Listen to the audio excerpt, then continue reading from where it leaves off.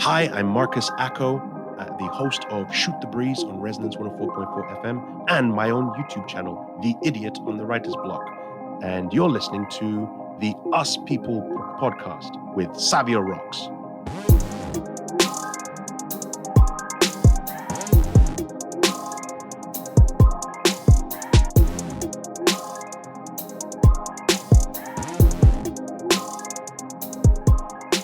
Hey guys, and welcome to another episode of the Yes People podcast.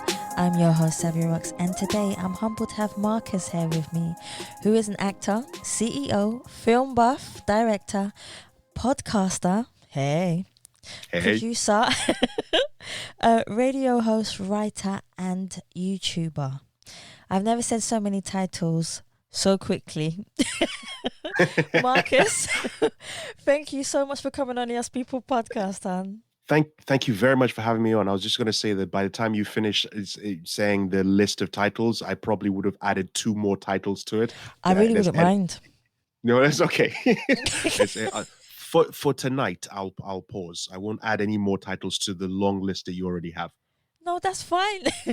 And for the sheer fact, you've already told me which one is your strongest point. It's also good as well because it resonates who you are, and it kind of shows in a very, very good way. Oh, thank you. Thank you very much. Yeah. So do you want me to say what that one is? Because people weren't listening just before the show, just in case if they're thinking, I wonder what it is. No, do you know what? No. Let's let them guess, okay? And then at the end of the show, I'll say, Marcus, which one is your strongest one? And let's see if people actually got it. Sure, we'll see. Sound cool? That's good. All right. Sorry, that's cool. Absolutely fine with me. Okay. You ready for question 1? Go for it. Let's go. Question 1. Let's see. I've revised for this. Actually, I have not revised for this. You did not send me any of the questions beforehand, so I have no idea what's going to happen. I'm just going to say, question 1 is B. Is it B? I'll let you talk. I'll let you go. So, question 1. Yes. It's actually one of my favorite questions. That's why it is obviously question 1. And that it tells me so much about you as a person. And my question is, could you tell me about your background, where you grew up, and how that influenced you to be the person who you are today? That's a very good question. Okay. So my background, where I grew up, I'll try and be very concise. So I was born and raised in Nigeria. Small country, small unknown country called Nigeria in West Africa. I was raised there till I was about 15. My mother is half English, half Italian. My father is Nigerian. Wow. In about 1996, we moved over from Nigeria to the UK. Just before we moved, that was the early part of my upbringing where I was trying to figure out what it is I wanted to do in life. I am the youngest of 4 kids, and all of the kids seem to have, the other kids seem to have an idea as exactly what they wanted to do. My sister was going to do chemistry, and she was like, I'm going to do chemistry, then I'm going to go become a mother and raise my family, and then Karen do whatever I want to do after that. My brother after that was a businessman. He was like, nope, that's what he wants to do. He wants business.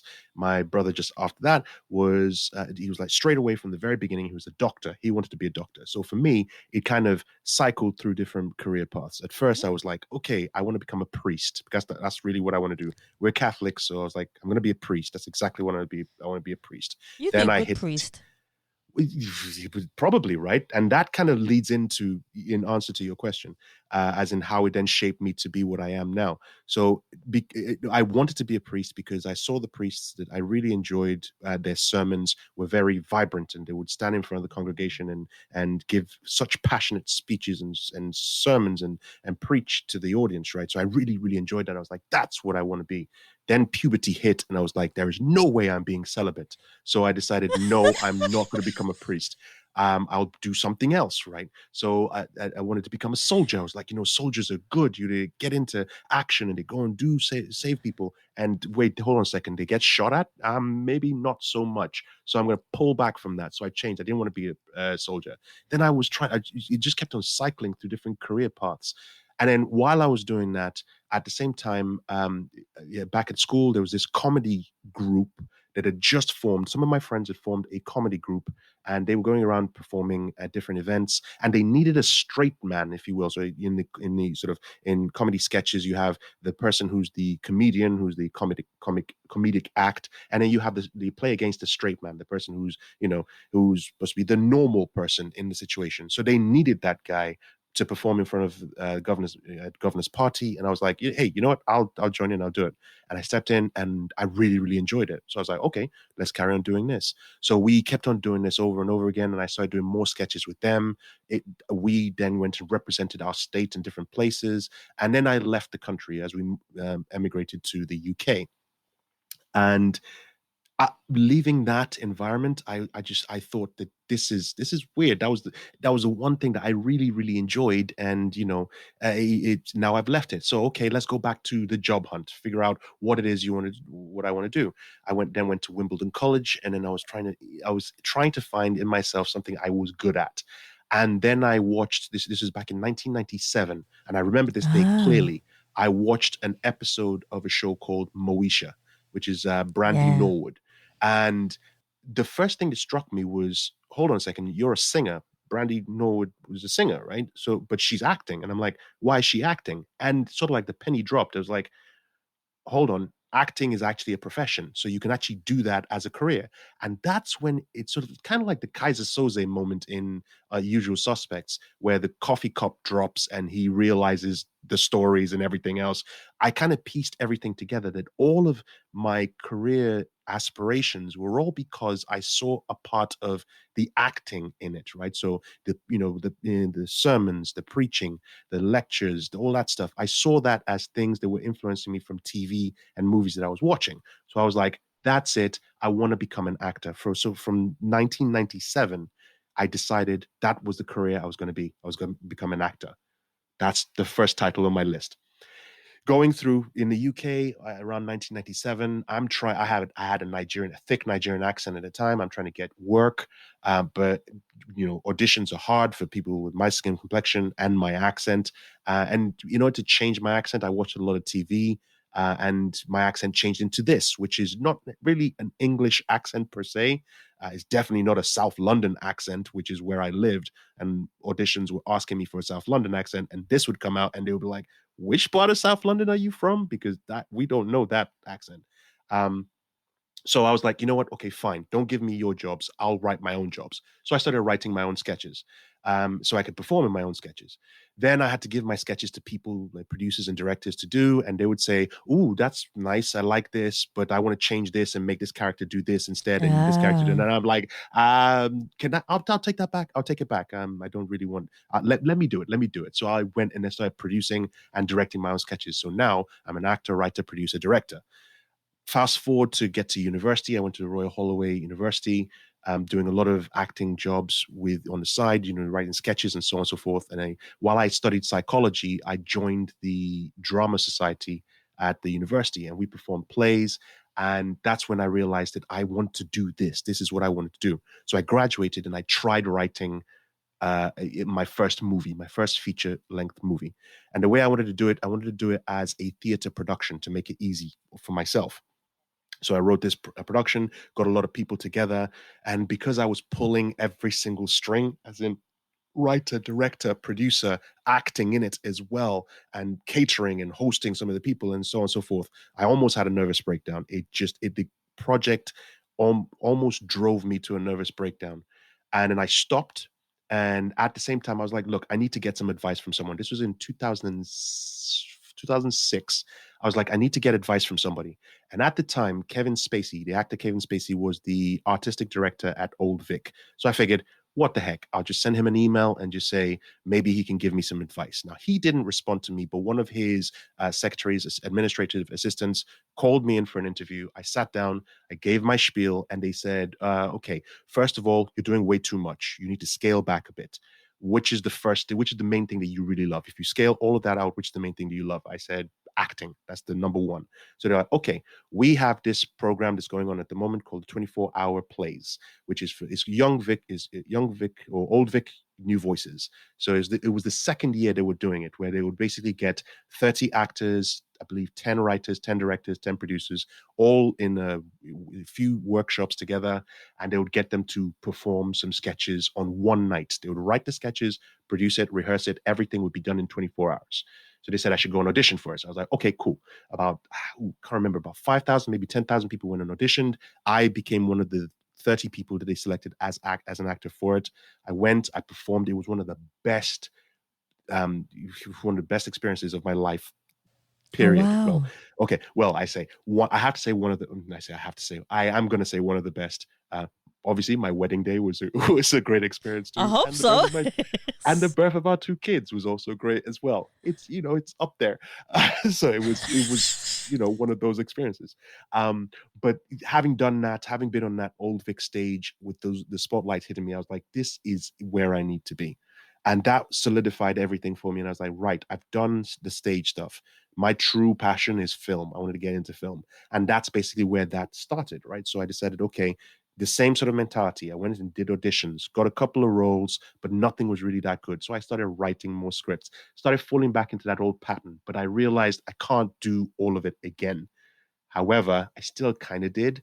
I ended up setting up my own production company, 8 Foot Ants. It was supposed to be with me and a bunch of other artistic people, but they sort of came in and went. And so we decided, okay, maybe the idea of 8 Foot Ants would just be a collective of creatives. So it's kind of like a revolving door. Various creatives will come in, they'll work with me on different projects, and then they'll go away. So that way I'm not doing absolutely everything myself, while I kind of still am doing most of the heavy lifting, I'm not doing it by myself. And that's the thing I know about this community, is that you need help in various aspects. So that's why all of them would come in and we do various projects together. So I started writing and directing and producing a lot of shorts. I did 3 shorts in particular.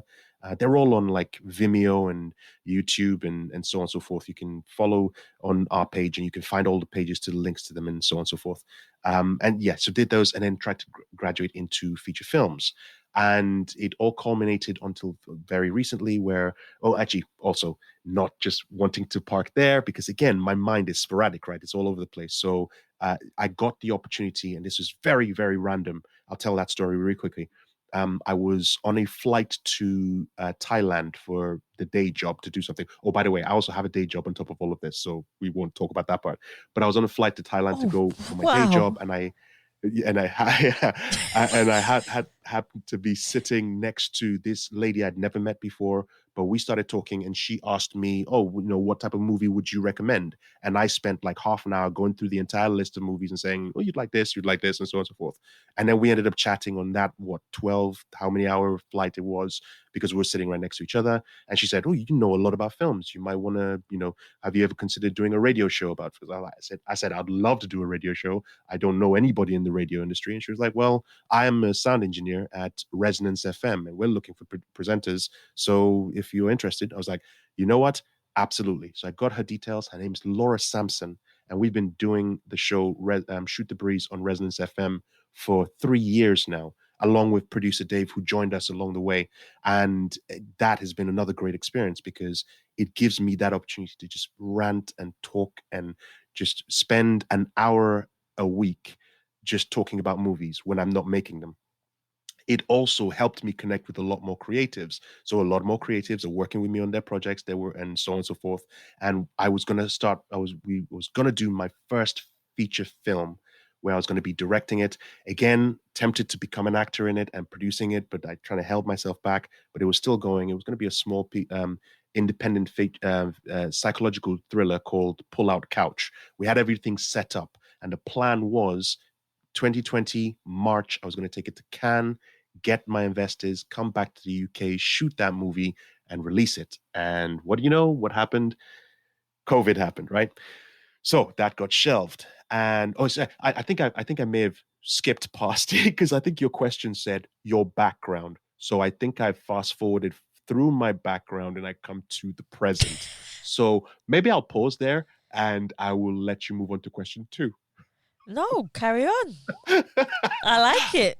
I told you I spent ages answering one question. Okay, so anyway, so COVID happened, film projects paused, and I was going out of my mind, because there's no creative outlet to produce those films. And then I was watching YouTube, as everybody is doing, just saying, look, I need to try and figure out something. And writing books came into mind. I was like, okay, I've always thought about writing books. I've written scripts, and because I wanted to go in that direction, it's always been scripts and screenplays. But books has always been like, yeah, that's for when I get it when I'm getting older. But since I can't do anything now because of lockdown, I figured I might as well get into writing books. But then I realized I actually don't know how to write a novel. It's a completely different muscle to write a novel than it is to write a script. And I've been spending the near part of a decade, maybe a decade and a half, even more than that, actually writing, learning how to write scripts. But a novel is completely different. So I went onto YouTube and I started researching on YouTube, and I found this one channel called I Writely, and it's hosted by this fantastic author called Meg Latour. And she is an author, she's author tuber, as they call it. And she gave me the inspiration to basically start my own YouTube channel. So I started my own YouTube channel with the premise of me being an idiot, and I classify myself as being an idiot because I am. Um, I mean, if you listen to me for 5 minutes, you're like, oh yes, he is an idiot. We get it. He's an idiot. So I figured, you know what? As an idiot, I'm going to be asking experts for tips on how I can write my own novel. So that's why the YouTube channel came up, The Idiot on the Writer's Block, where I, the idiot, ask experts for tips on how to write, publish, and promote my first fiction novel. So I took one of my screenplays called Atticus the Mighty, which I was hoping Idris Elba was going to be the lead in it. So if he's listening to it, the book is almost done, so you can read it and you can decide you want to do it. I'll remind me to come back to just Winston Ellis. Remind me to come back to Winston Ellis. I'll come back to it in just a second. So I converted that story into a book, and I'm now turning that book into my first fiction novel, and it is essentially an upper middle grade contemporary fantasy with great emphasis on adventure. That's what it is. So that, in a very concise manner, is how I came from being born in Nigeria to being here, having this conversation with you, Savia Rocks. Wow. I don't know how you. I don't know. Yeah, you're like, okay, question two. That's it. Do you know what? Do you know the funny thing is, Marcus? I actually really do like listening to people. Okay. Somebody can talk forever, and I'll happily just chill and listen. Yeah, but I know I understand because this is your show, and this is like we said just before we came on. This is my second uh, opportunity or second situation where I'm being interviewed. I've been doing a radio show for 3 years.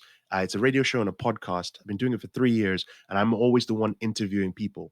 And this is the second time, and it's only happened in a week that I have actually been the interviewee. So while I have the skills of interviewing people, I don't have the skill of being an interviewee. So I don't know. I'm just That's going to keep always talking. the case. See that? Okay, this is the thing, right? A lot of Yep. people say, "Can I interview you, Savia?" I say yes, but then sometimes they back out, and the reason is, don't.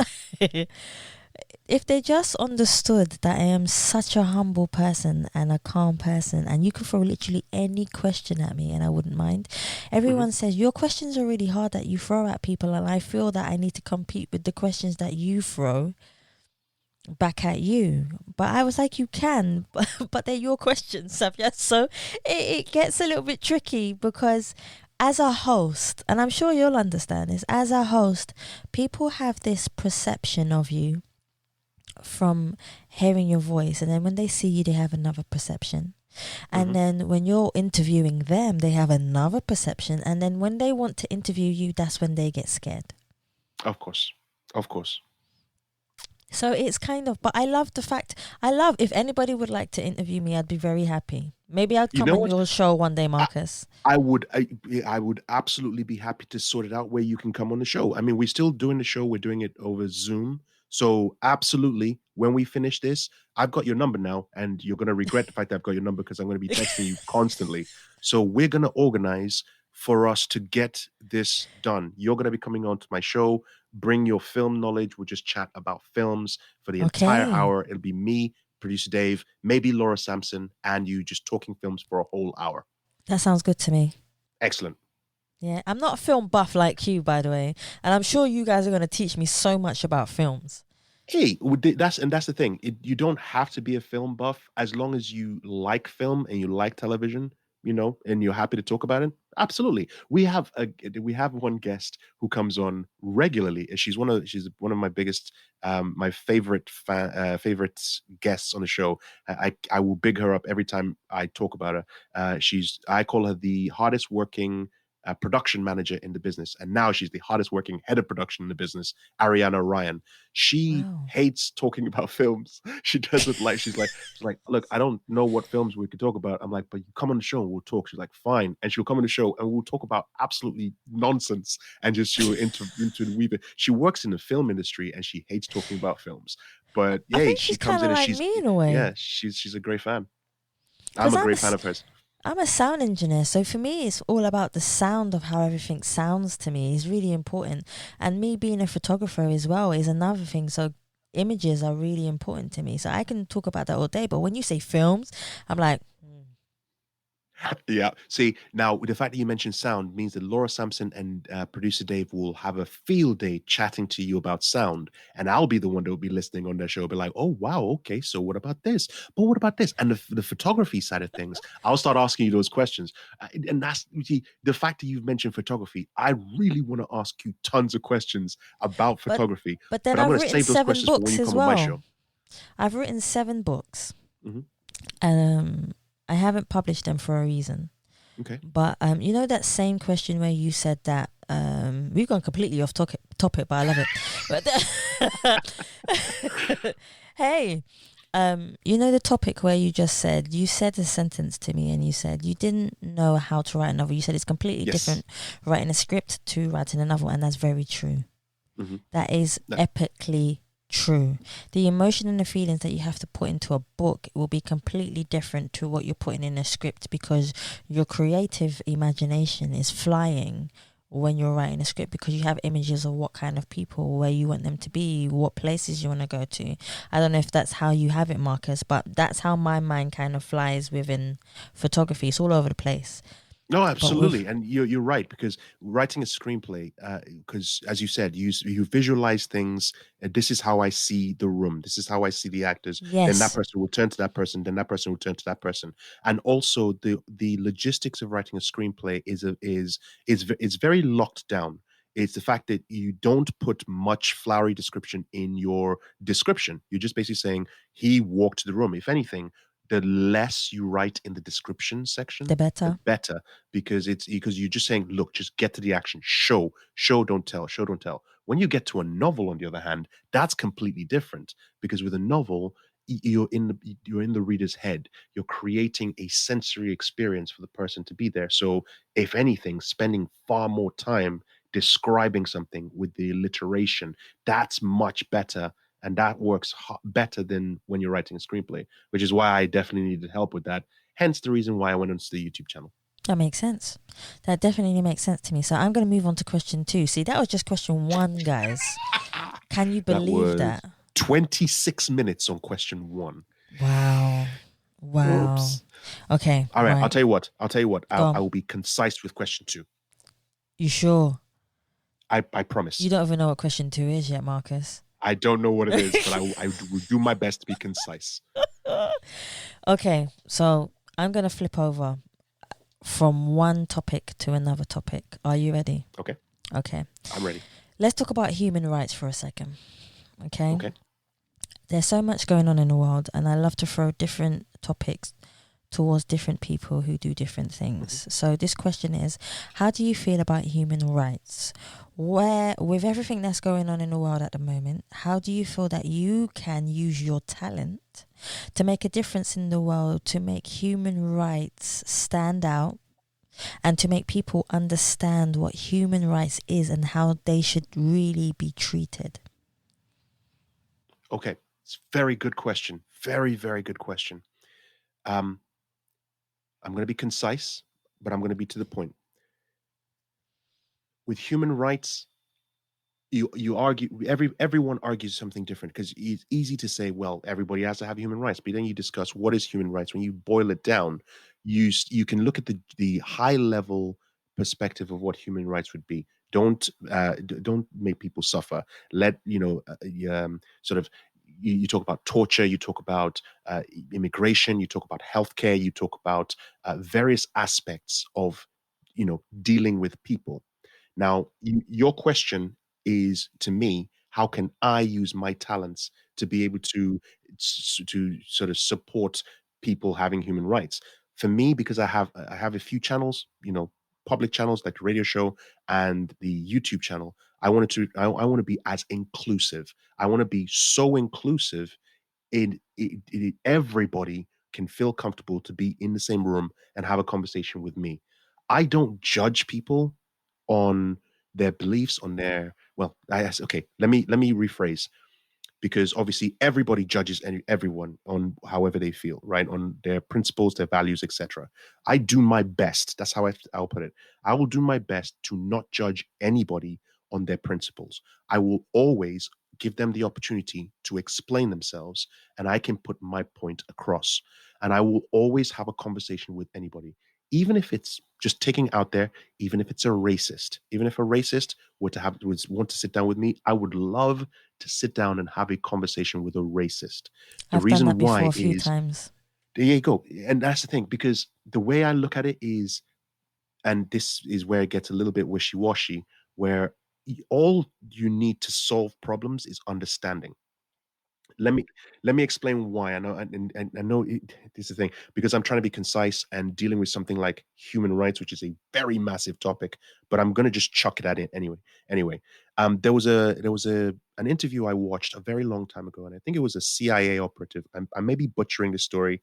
Those people who know what I'm talking about, please message into Savia and just say this is what he was actually talking about. It was a CIA or ex-CIA operative who was being given an interview, and she was saying, whenever we look at people in Middle Eastern countries and in organizations like Al Qaeda and the Taliban, etc., we, as in by we, Western society, imagine these people as being demons and evil and criminal and whatnot.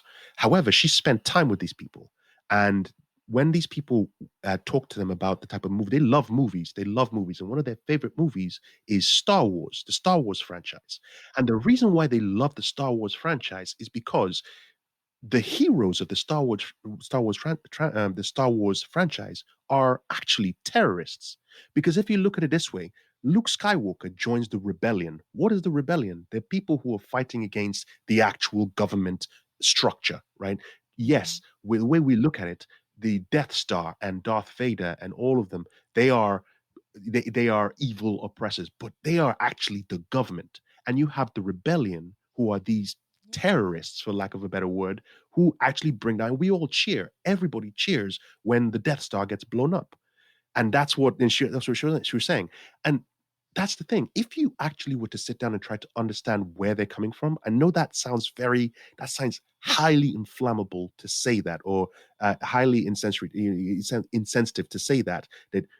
Especially when in the aftermath of a terrorist attack, for example, people would say, "How dare you tell me to understand where a terrorist is coming from?" Put that to one side. I know it's difficult, especially people who've lost family, they've lost loved Yeah. ones in terrorist attacks. But if you can, just for a second, try and imagine what would cause somebody to think of putting a bomb on themselves and walking into public and killing themselves. What could make somebody do that? You could say it's because they're crazy. Fair enough. Let's go deeper. What else is that? What else could there be? Well, maybe the reason why they're crazy is because circumstances have pushed them to a point where they can't take it anymore. They would rather die Yeah. than to take that. And so when you start to understand that, you get to see, okay, maybe that's the reason why they would do something as horrible as that. When you start to understand, you start to understand how you can influence that particular situation. Let's break it down. Let's make it smaller, shall we? Let's make it smaller. Let's take immigration. There are a lot of people, especially with Brexit that happened. You ask a lot of people why, what did you vote for? Some people will say, I voted for Brexit. Other people say, I voted against Brexit. And then immediately it becomes the loud voices just yelling. Nobody wants to actually sit down and say, calm down. Let's have a conversation as to why. Why do you think this is the best situation to go with. If you get one person to sit down without trying to judge them, that will make you understand them more. And if you understand them more, if one of two things will happen if you actually want to listen to somebody talking to you, right? If you want to listen rather than just waiting for your turn to speak, you will actually get to understand where they're coming from. And you are more likely to either do one of two things. Either still stick with your position because you'll say, I still do. Look, I've listened to what you're saying. I understand where you're coming from, but I still disagree because I feel that this is the better option. In that situation, that person is going to have far more respect for you than they did before because they will say that, okay, at least you took the opportunity to take where they're coming from. And because of your own situation, you're deciding that you're going to go against that. That's one path. The other path is you might turn around and say, you know what? I didn't actually think about that. Maybe you're right. Maybe if I do this, this would happen and life will be better for you. Life will be better for me and everyone gets to be happy. The problem with that is the ideal, right? It is the ideal that we all want to have. And you can have that conversation with one person. You have that one conversation with one person, that's great. If that one person is happy to convert, that's great. But then there's a mob mentality out there where basically that one person goes back to family, friends, an established, environment that would easily brainwash them, reverse them, or reverse what that conversation has had. That conversation had that effect that conversation has had, and you will reverse and you start doing it again. I think that needs to be advocated more. So, in concise answer to your question, it was a very large question. How can I work with human rights? The way I can do it is I will let all my channels, be open to anybody who wants to have a conversation. I will happily sit down and have a conversation where I won't yell at you. I won't try and demean you. I may put points across and say, well, hold on a second. I may argue with you. I may debate with you, Yeah. but I will be willing to sit down and listen. So that's my contribution to human rights, the way you put it. I like the way you actually broke that down. And I got that under 20 minutes. That's really good. I'm getting better. Still not good enough, but I'm getting better. I'll No, get you're there. getting good. You're getting good. So, Thank you. question 3, okay? We're going to break down Question three. question 3. So, what is the best message you have ever learned from a movie that you have watched to help you change your outlook on life? Wow. Okay. Ooh, okay. The best is difficult to say the best because I've watched a ton of movies. I've watched You can say a the most lot of movies. influential, Marcus. You can say like the All right. most influential one. All right, so here's what I'm gonna do. I'm gonna give you the latest movie I watched and the lesson I learned from it, Mhm. and then I'm gonna go to the my favorite movie of all time Okay. and the lesson I learned from that. That's how I do it. So the movie I watched most recently was a movie called it was a British film called Await Further Instructions. It's a great taut horror film, and it's essentially the story is a family get together for a Christmas meal. Um, Estranged son comes home after 3 years with his girlfriend, and it's a very toxic environment, and they all get locked down because of a potential quarantine event. Not going any further than that. I'm just going to focus on that. So, and then in that quarantine event, they are receiving messages through their television from the outside world saying, you're being quarantined, await further instructions, hence the title of the film. And they get instructions through that. Now, what I learned from that film was always question instructions that you're given. I tend to do that. I tend to do that naturally anyway, but I find I actually have more of a propensity to do what I'm being told. So any figure of authority says, Marcus, you need to go and do this. I'm like, oh, okay, I'll go and do that. But the older I get, the more I try to question that. And that movie just reinforced that for me straight away. So much so that I found recent behavior has actually been that where I've been told by somebody, oh, this has happened and this has happened. And I've gone, nah, I'm going to do something else. It turned out that actually they were right and I was completely wrong. But still, I walked away from that saying, you know what? I don't care. I did what, in my opinion, I It's good looked at for it, you. I weighed up the situation, and I questioned what I was being given. It what I was being told was not concrete enough. I looked at it. I could not see enough evidence for me to go in that direction. I weighed up the evidence and I went in my own choice. So that was the most recent lesson I've learned from a film. Now, my favorite film of all time is Oh Brother, Where Art Thou by the Coen brothers. Okay. And I've watched that film good 250 times. No word of a lie. Now, there's moral of that story. The film is basically kind of a take on Homer's Odyssey, where three prisoners in the South in like 19 in the Depression era America are basically trying to cross the state of Mississippi to get to buried treasure. And they go along. They meet various characters from the Odyssey, like the the Oracle and the oh not the one-eyed Cyclops and so on and so forth. And they meet different characters, and it's kind of like different. Anyway, there's music, and it's great, and it's fantastic. And what I gained from that film for me, Mhm. basically, it lifts me up out of every bad. Whenever I have a bad mood, whenever I'm feeling bad, that movie will definitely uplift me and will take me out of that bad mood. And what I learned from that is essentially because it's it is about family, it's about trust, and it is about how can I put this? I've never really taken from that what I've learned from it, and it's very good that you asked me that question because I'm going to go back and after this interview, I'm going to be like, no, I learned this, and I'm going to be like, actually, no, I didn't learn anything from that movie. But what I took from that is when you have a true calling, Yes. do your best. Just when you can resonate, when you go to sleep and you wake up and you feel that this is a true calling, this is exactly what I am supposed to do. Mhm. Do your best to try and do that. So, being a writer, Yes. yeah, when did you realize that being a writer, or words have power within content? When did you realize that words were so powerful in the world and the universe, and how what you think and what you feel manifests in the world?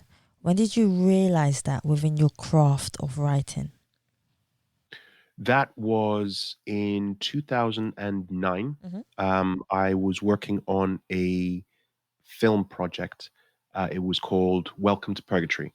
Okay. Um, and the story was about these three people who got on a train, they died, and they woke up on a train and were in purgatory. And essentially, they were being escorted from uh, limbo, Mm-hmm. purgatory, by their guardian angel, guardian Paul, who was taking two of them to heaven and one of them to hell. When they discovered that heaven has been destroyed and also hell has been destroyed, and now everything is pouring into purgatory.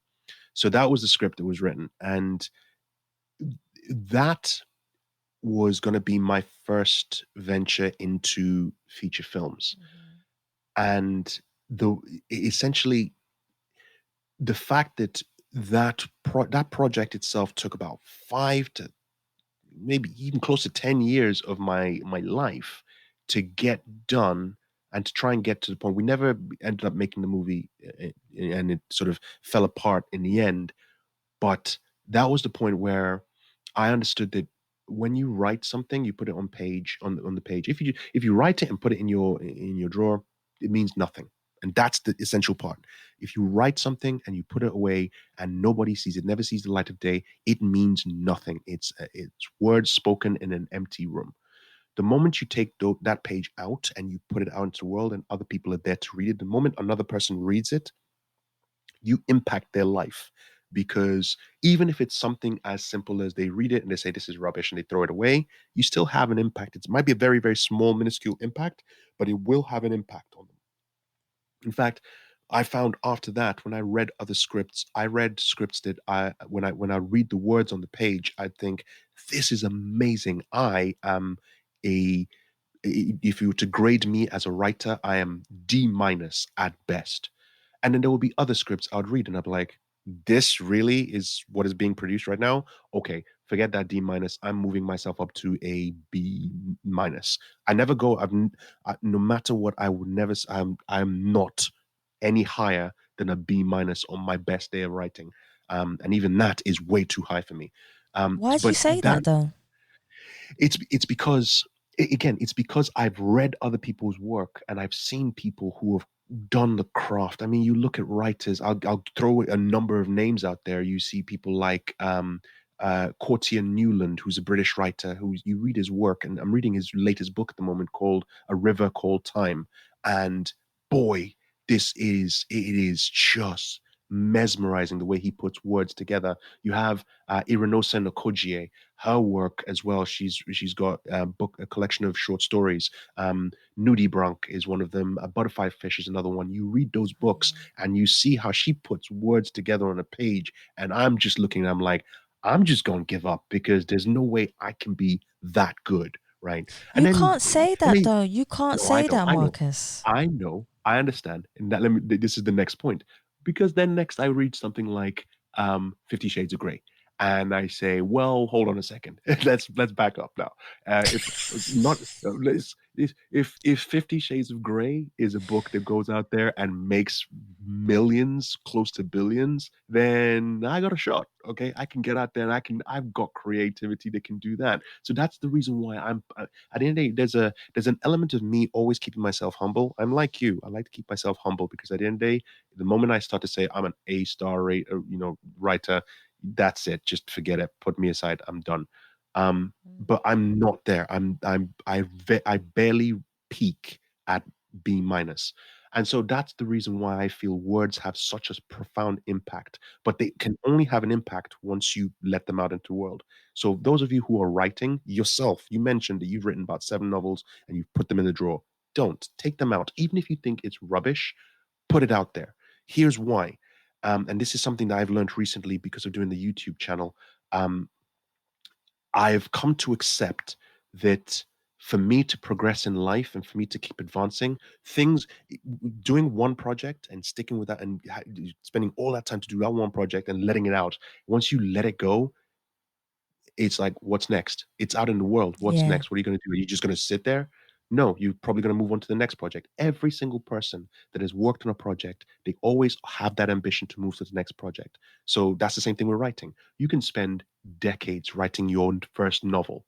You say, I want to get this perfect, right? You get it perfect, you let it out there. Somebody's going to, first of all, one person's going to come and say, this isn't perfect. This is 50 Shades of Grey. Secondly, after you've done that project, what's going to happen? Are you going to stop writing? Or you're going to spend another 30 years to do another project. So, what I've come to learn and what I've come to accept is I have to be comfortable putting something that I can say is not perfect out into the world True. because I will learn. When I put that out in the world and somebody says, this isn't perfect, as the idiot, I'll learn. I'll say, oh, okay, tell me why it's not perfect. Good. Next project, I'm not going to make that mistake. I'm not going to make that mistake. I won't make that mistake. At least I'm now moving on to the next project. So, just like I said, 5 months ago, I decided to start doing writing novels. I've already got one novel that's done. Um, while that's done, and I haven't finished it yet, I've finished the first draft. I'm letting it settle before I go and re-edit it and then carry on doing that. At the same time, coincidentally, I was trying to work on a graphic novel called Culver City Chronicles, and this has been in the works since 2012, and this is exclusive for the show. I got some artists since 2012. I lost my artist in 2012. There were a number of people who had tried to help me out. I've still got them. I've got them set aside. I will get back to them and say, look, it's ready, but I'm waiting for it to be ready.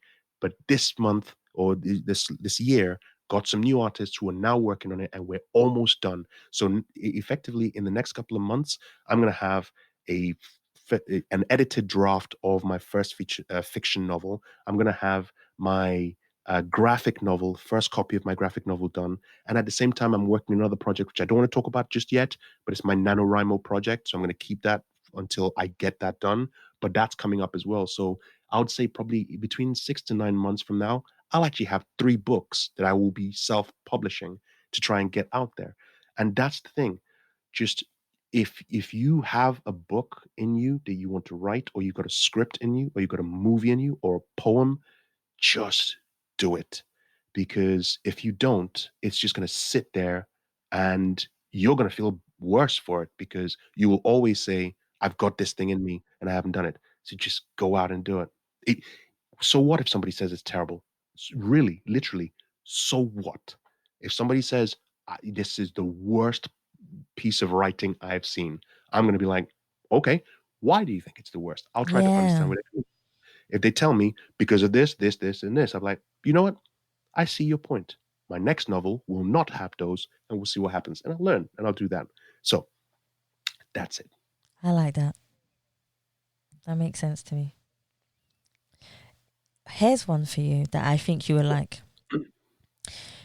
If you could choose three people to invite to a private project which was fully funded, what one writer, Okay. one producer, one director Ooh, would you bring with you on that project? It could be anybody, dead or alive.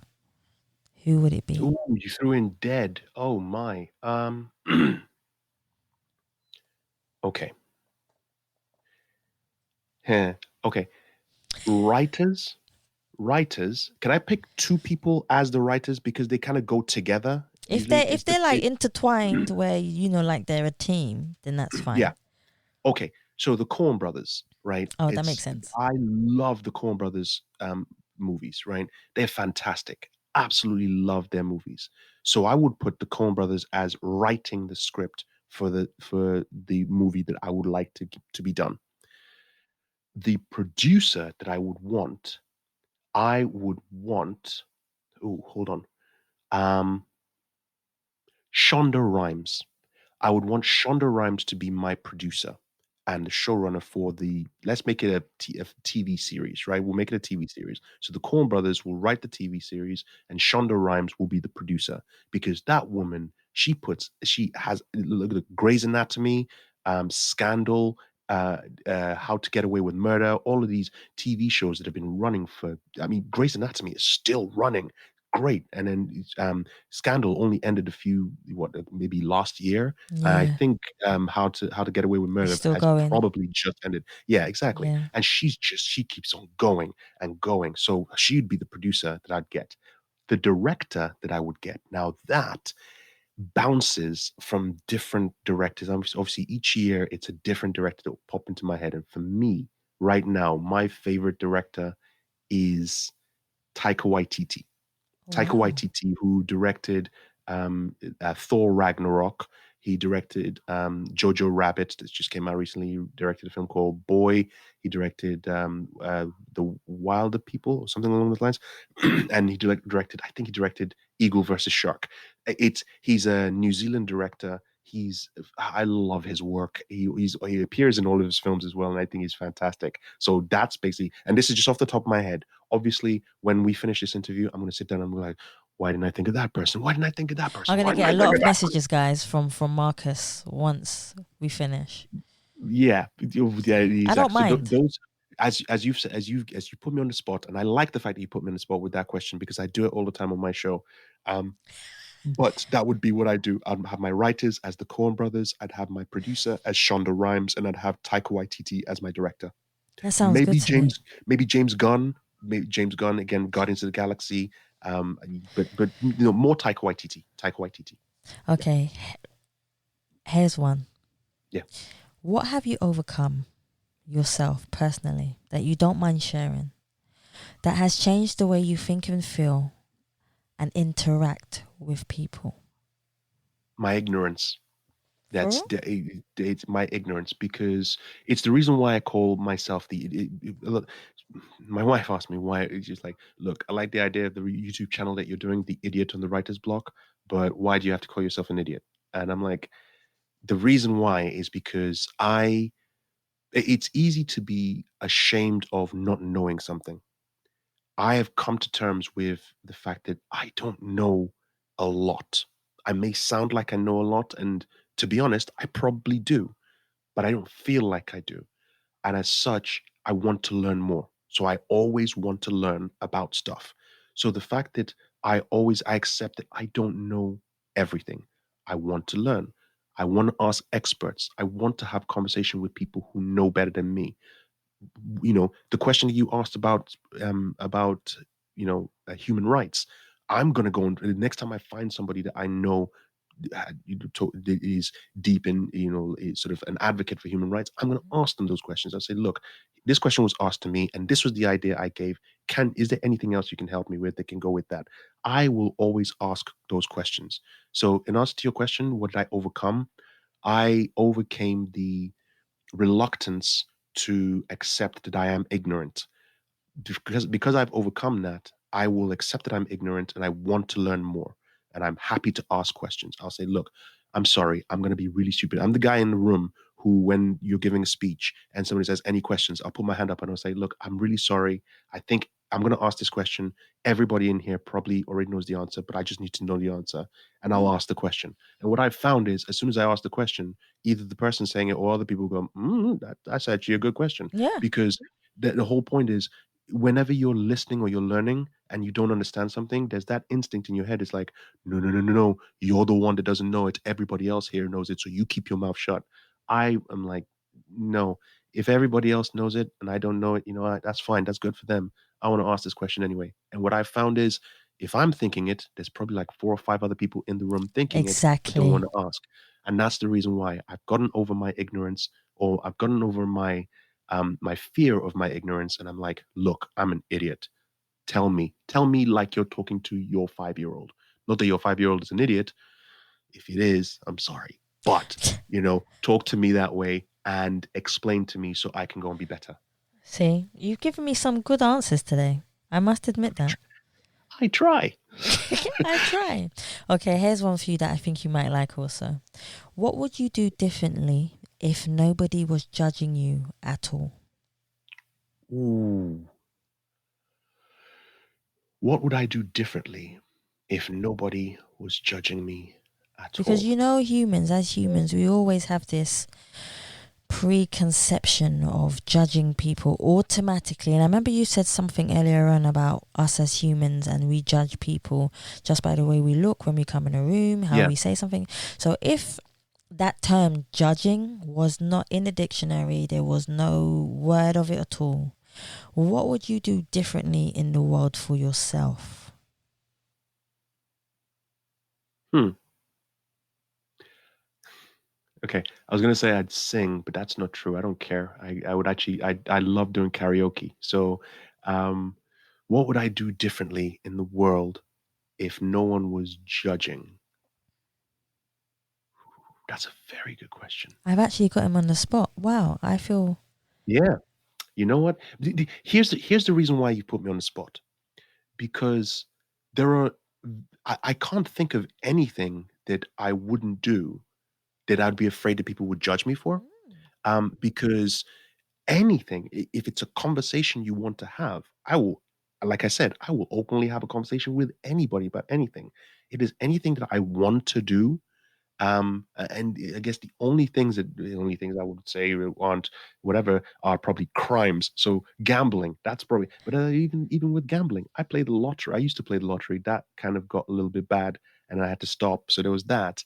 But I have a very addictive personality when it comes to that kind of stuff. So I'll get hooked onto games and that kind of stuff. So that's probably what I would do. So I guess that would probably be it. If nobody would judge me, I would spend the entire day doing a my radio show or talking to people on about films and watching films. That's it. That's exactly what it is. If people didn't judge me, I would basically, and I guess now we're locked down in COVID, I would basically spend the entire day, the entire week, just sitting there watching one film after the other, after the other, after the other. I'd neglect my kids. I neglect my wife, who who I'm kind of neglecting right now. So that's why I'm on a time crunch. It would literally be a case of I would just say I just want to sit here and watch Coen Brothers movies, Taika Waititi Marvel movies. I want to just dive in and watch all of those movies. That's what I would do. If no one would judge me, no judgment, that's what I'd do. I'd spend the entire day doing nothing productive but watching movies and TV shows. What are you most proud of that you stand for? What am I most proud of that I stand for? Um, Free speech. Now, let me explain what I mean by free speech. I don't mean free speech that, yeah, okay. I mean free speech that you should be able to say openly to in conversation what you really feel about a certain topic. Now, that means that if somebody has a topic or an idea or an opinion that I disagree with, I'm not going to enforce my own opinion on you. If you were to turn around to me and say something like, "I'm going to pick a topic," and you go, "That's how I feel." Let me pick a random topic. Okay, let me pick an innocuous topic, right? Um, and I've said this recent number of times recently. The Black Panther movie, right? So Black Panther came out and it made a huge. It was hugely successful, and there were people online in other countries having conversation about, well, why is it that that everyone's making such a big fuss about Black Panther now? People who've said, I've never really met somebody that said that. I've always seen that online, and you should never go and have an argument online. That's the one thing I'd say. Don't have arguments online. The reason why is you'll find yourself just shouting into the sea, and whatever response that comes back is just an echo, or at worst, some fish laughing at you, because that's all it is. You'll have trolls who will be there who will give you responses just to annoy you. I want to have a conversation where free speech is somebody can say to me, look, I want to sit down with you and I want to have this conversation with you because I feel this way. I feel that the color of your skin means that you are less than me. Mm. I want somebody to be able to tell me that. The part where free speech becomes dangerous is when it influences policy. Because if you were to say that to my bank manager, and then the next time I go for a loan, my bank manager says, "You know what? This person has said that your skin color is less is means that you are less of a person or some more substandard, and in that case, I'm not going to give you a loan." That is That is different. That is when it's actually impacting my life in that regards. But if it's a conversation, because that conversation is expressing an opinion that will probably affect their behavior of how they act to people with the color of my skin. I want free speech to happen. The reason I want free speech to happen, even if it's free speech I disagree with, or even if it's speech I disagree with, it still needs to happen because that's the only way you're going to be able to find out how somebody truly feels. And again, back to my comment about no judgment, you have that conversation of why do you feel that way? What have you experienced that makes you feel that way? Is it because of what you're seeing on TV? Is it because you've actually had that experience? Is it because somebody has told you that? Is it because you've lost a job and you found out that your job was given to somebody who looks like me? That's why it makes you feel that way. If it was somebody else who looked more like you that took your job, would you still feel that way about people that look like that? I would ask those questions and I'd try to get that understanding because at the end of the day, even if I can't change that person's mind, I understand them. Hopefully, they understand where I'm coming from because they can see, look, the way they're impacting, the way they're acting, the way they believe is impacting somebody else like me. Now, coming onto that racism subject on one bit, I'm mixed race. So my mother's, I've mentioned this before, my mother's half English, half Italian. My dad's Nigerian. So I'm mixed race. The color of my skin, I don't know if anyone can see me, it's more caramel than anything else, right? Now, what that affords me is I travel where when I travel, and I travel quite a lot. I go to different countries, and whenever I go to different countries, I always get a puzzled look. And that puzzle, and I'll explain what I mean. So that puzzled look, it's always them in the back of their mind, just thinking, "What is he?" So a couple of experiences. Went to Cuba, and while I was in Cuba, a waiter came up to me with that puzzled look.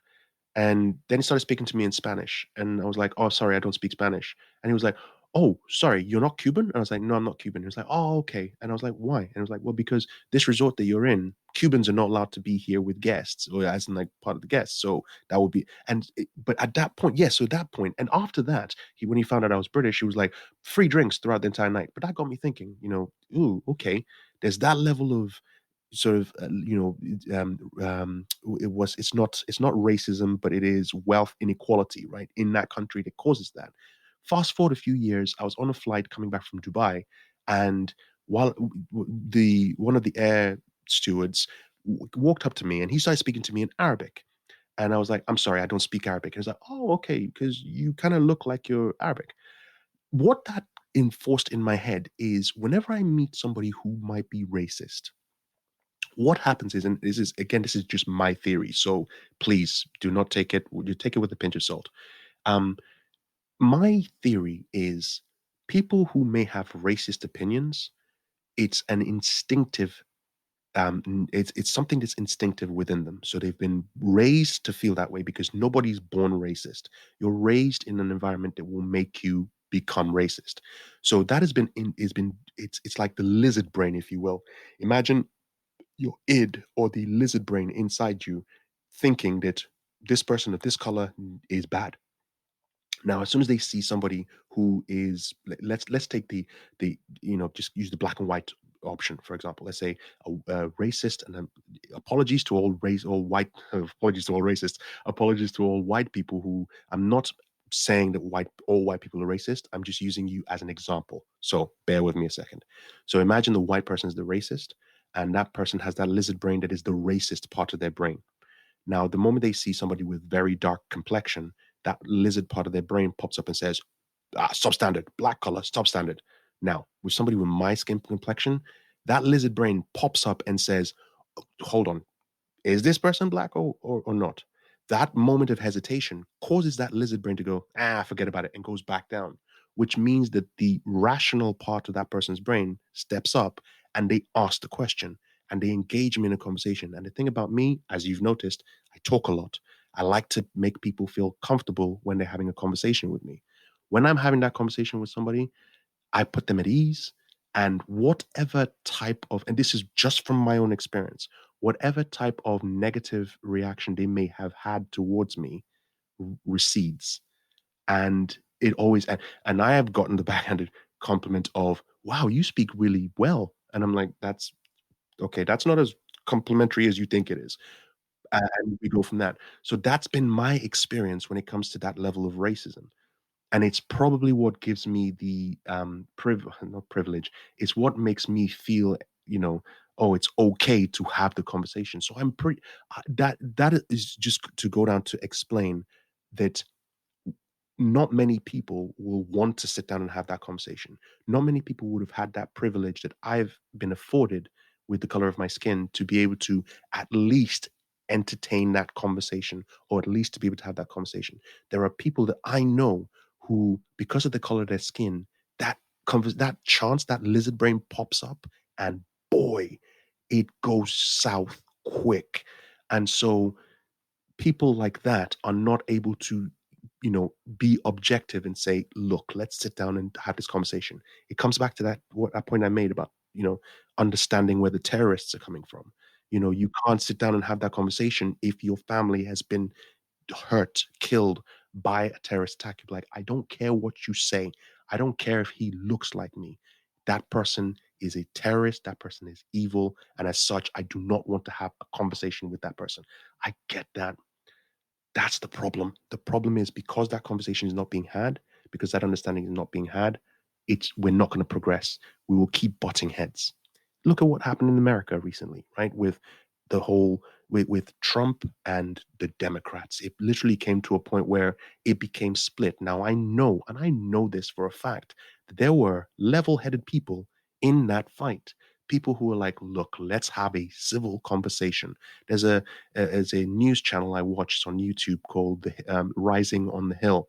You have what's her name, Crystal Ball, who's a Democrat, liberal Democrat. She's a Democrat, really. She hates being called a liberal Democrat.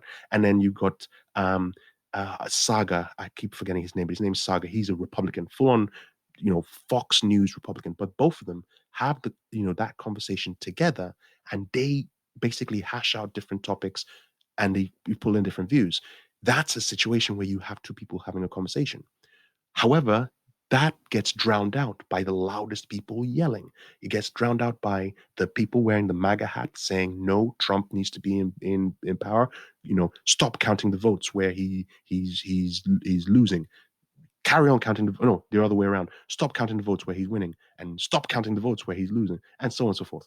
You get that side. And then you get on the other side people saying, no, absolutely, he needs to be, Joe Biden is one who's going to be, who's going to bring us back to civility. When, if you actually think about it, are you really going to explore, if you really sit down and explore their principles and their policies, is that really what you think is going to, and you see what I mean, right? So what I found is a lot of people are very loud and say nothing.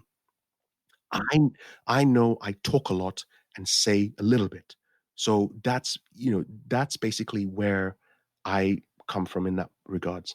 And yeah, just to not concise, but I just want to bring it back to that one point. So I just want to bring it back to the point where um essentially just having a conversation and being able to understand where the other person is coming from, that will be able to alleviate a lot of the problems that we're having. Unfortunately, it can't really happen all the time, but free speech is the one thing that I am proud of in myself, that I will always stand for. I will always, I will stand for your right to say that you are superior to me. But the next thing I would say is, prove it. Let's have a conversation. Prove that you are superior to me by having a conversation with me about any topic that you want to have. Mhm. We'll have that conversation. Let's find out if at the end of that conversation you still feel that you're superior to me. If you do, that's fine. Walk away and say it. The moment you stop my bills from being paid because you think you're superior to me, that's where you're crossing the line. You can say whatever you want to say. Just as long as it doesn't impact me in that regards, that's fine. That's what I'm proud of. Okay, I like that. See, with me, it's a little bit different because everyone just sees my dark skin. And as a woman, when I go to different countries, because obviously for photography, I travel quite a bit also. For me, it's a little bit different. I know you were saying they start speaking to you in another language, but for me, they just see a dark skinned black girl. Exactly. Where, here's the thing now, I'm actually half Indian. My Okay. mother is Indian, my father is black. Two combinations of two different people who, as they say, were not, and I quote this as people can't see us, were not meant to be together. Sure. Right? So for me, because I have big curly hair, I always get black women saying, is that, for instance, your hair? Yes, it Yes. is. And I've had arguments, not loud ones, just ones where I walk off because that's my nature. If I feel Of like I'm course. not going to get through to a person, To the diffuse it. Yes, of course. exactly, to diffuse it, I will walk off because that's the best form of diffusing somebody that I could do. I get asked, is that your hair? I say yes. They say no, it's not. I say it is. No, it's not. Hold on a second. I do it. Mhm. I'm the one that's doing it every morning. It's mine. So it's not, I don't know whether it's a stigma where people think that black women, especially, are only meant to have a certain type of hair. Because hair is such a big thing for black women. I don't know why. It's such a big thing for black women. Mhm. Um, Whereas on the Indian side, here's a story for you. So I went to St. Lucia, where my Okay. family is from. And the Indian side, my mum's side, the Indian side, didn't really accept me the way my grandmother's side, the black side, accept me. Mhm. I find them very accepting. They didn't care where you're coming from. They didn't care whether you're black, white, green. They're very compassionate. They're very kind, Of and they course. accept you for who you are. So that's my family. Everybody has a different story to tell. But on the Indian side, one day I asked my auntie for a glass of water. My father was with me. My mother was with me. She said, sure, you can go in the kitchen and get it yourself. And I said, oh, thank you so much. Are you sure? Because I don't know where everything is and I don't want to intrude. She says, yeah, you sure you can? Because I am black, and I'm not lying to you, because I am black, she followed me into the kitchen and and Yep. watched Mhm. what I was doing. Yeah. My brother is your complexion or even lighter. He done the same thing. Did she watch him? No. Yeah. So I see. so I understand your concept of where you're coming from, and I understand the concept of where I am coming from. But that ignorance will always be there, like you say, unless we have the conversation. And now that was the question I was going to ask. Now, with your experience, as you've just described, you have experienced that level of both racial and sexist judgment from somebody. Mm. Are you willing to sit down with that person and have that conversation? Of course, anytime. Okay, there you go. That's it, and that's the thing. But while I understand that there are people who've been hurt, there are people who've been killed, who've come close to being killed in that situation, and because of that, they won't have that conversation because there's a book that was out.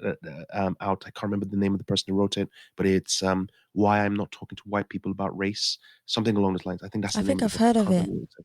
Yeah, and I understand that logic. I understand that mentality where it's like you have to keep explaining and you have to keep explaining to somebody. You have to keep dealing with the question: why are people getting so offended by the me touching their hair? Why is somebody? Why are people? Why can't we do blackface? And you have to keep explaining why you can't do that. And there are people that just like, look, I'm sick and tired of having to explain. If you and there's now the line of thinking where it's I'm just going to tell people, go and do the research. Just go and do the research. That's all well and good in your opinion. I understand where you're coming from. You're sick and tired of people asking you that, and you've decided you don't want to do it anymore. Hmm. I get that. However, when you say to somebody, go and do the research, it may be the fact that they're lazy, right? And so let's go negative. They're lazy, and so they will say, I'm not going to do the research, and they walk away. However, what if that person genuinely Yeah. wanted to know about this and they were coming to the one person that they trusted to be able to give them that information, which was you, but you didn't want to give them that information because you've already given that information too many times. That one person now goes away and doesn't learn. It's that same adage. I'm stealing that average from that not average that proverb or that saying, which is about justice, where you would rather see um, 10, you'd rather free 10 guilty men than see one innocent man go to jail, something along those lines, right? It's the same kind of thing. I would rather, yeah, okay, I butchered it completely. But what I'm saying is, I would rather spend that time talking to 10 people who will not care about me, explaining, who will not listen to me, if one of those people, after I've spoken to them, goes away and says, I'm going to be different. I would prefer to be that person, have 1 out of 10 than say, you know what, 1 out of 10 is too low a number. I'm just going to give up. And then now it becomes 10 out of 10. 10 out of 10 people will just go away, not learning anything. But That's then, my philosophy. but then, if they have that mentality, that one person can go and spread it to 10 people, change 10 people's Exactly. lives, and then another 10 people will spread it to another 10 people, and that Absolutely. multiplies with easily. Absolutely. I'm just looking at the time So am I. and I've only and got I've only got one, well, two more for there you. we go. You know what? We're gonna make the if it's okay with you, I'll be happy to make this a regular occurrence. I'm happy to come back on your show and chat nonstop. Or I can have you on my show and we can carry on the Sounds conversation on good to different me. topics. Yeah, that sounds good to Fantastic. me. Here's my second to last one for you is, what would you like your legacy to be when you leave this world? Um, Funnily enough, I was thinking about that question recently. I can't remember why. I think it was from a podcast I was listening, and people were talking about their legacies, and someone was saying, "I want when I die, I want people to remember me for all of this stuff." And if I'm being completely honest, that doesn't bother me because at the end of the day, if I when I'm dead, not if I'm dead. Although I have this thought in my head that if the cybernetics program were to come in and I'm to become part cyborg, I'll happily take it so I can live for 1,000 years. But that's a different subject altogether. Um, my point is, when I'm dead, I don't care what's going to be what is known about me. What I want my legacy to be is my kids to be great. I want them to just go out into the world and rock really hard. And I don't mean rock in the music, I mean whatever they become, they are the best at it. That's what I want. I don't care about myself in that regard. I don't care about what the world thinks about me after I'm dead. I want to go out and do films. I want to go and write books. I want to do all of that stuff.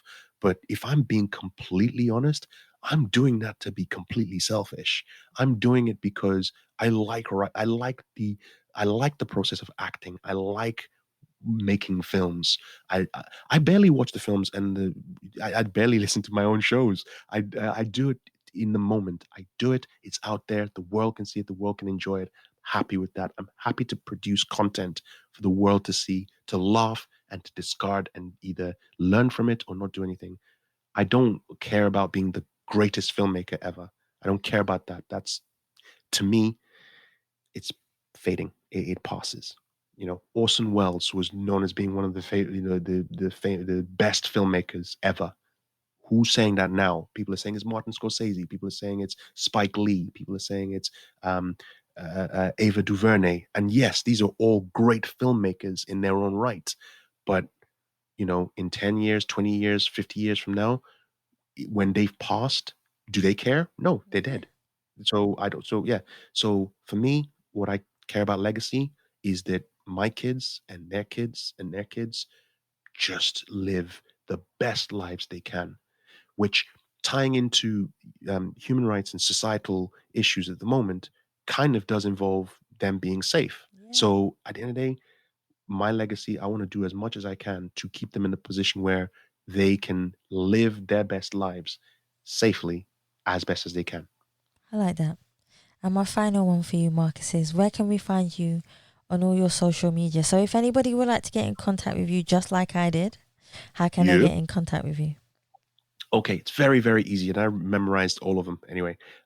So the best ways to get to me depends on what you want to get. Come at me. Come at me. It depends on what you want to come to me for. Sure. If you want to come to me about the YouTube channel to talk about books, I'm happy to. If you're an expert, if you're a published author, if you're writing yourself as well, Savia, I would love to interview you on the YouTube channel about the books that you haven't published. I'd love to talk to you about that Mhm. as well. And if anybody else is a publisher or a literary agent or a writer, wants to write, they've written, they've published, either self-publishing or traditional publishing, all of that stuff. If you want to reach out to me, email me at theidiotonthewritersblock@gmail.com. That's theidiotonthewritersblock@gmail.com. On social media, all that novel aspect, the Idiot and Writer's Block is ION Writer's Block, which is Facebook, Twitter, Instagram, Parler, if you're on Parler as well. It's ION Writer's Block. Message me for that. If it's about films, it's the Shoot the Breeze website. It's Shoot the Breeze. Okay, I'll give you the social media one because we my marketing angle I learned as we went along. So 3 years ago, we were not social media savvy. So we have different social media handles for Oh the Shoot the boy. Breeze. So for Facebook, it's Shoot the Breeze on Resonance 104.4 FM. On Twitter, it's at STB underscore Resonance FM. On Instagram, it's Shoot the Breeze Show. So it's probably better to go with Instagram. Just go at Shoot the Breeze Show. Message me about films. Any questions you have about that, just send me on that. If you just want to chat and say hi and whatnot, my Twitter handle is Marcus underscore Acco. Uh, I don't have my own personal Instagram. It's basically just those ones. The company Instagram is 8 foot underscore ants on both Twitter and Instagram.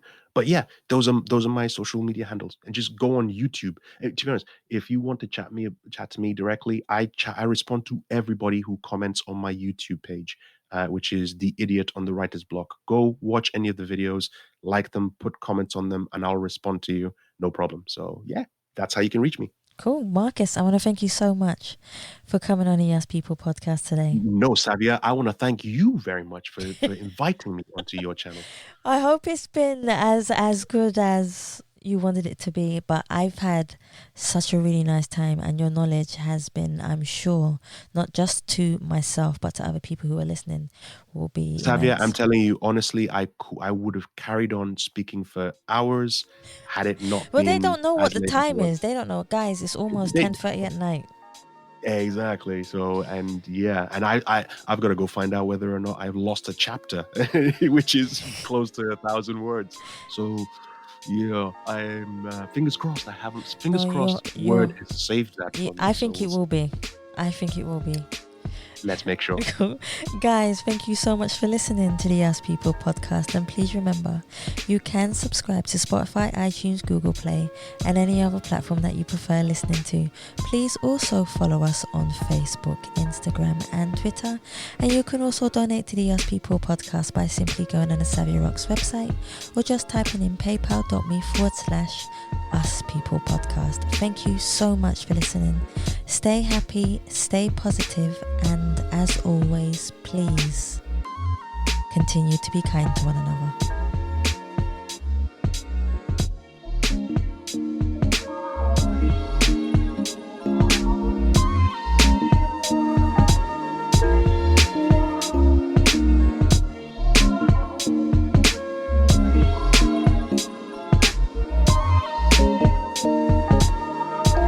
Excellent. Yeah, fantastic. Did you want me to do that thing that you put on the bottom of you saying, "Hi, I'm Marcus," and whatnot? Yeah. All right.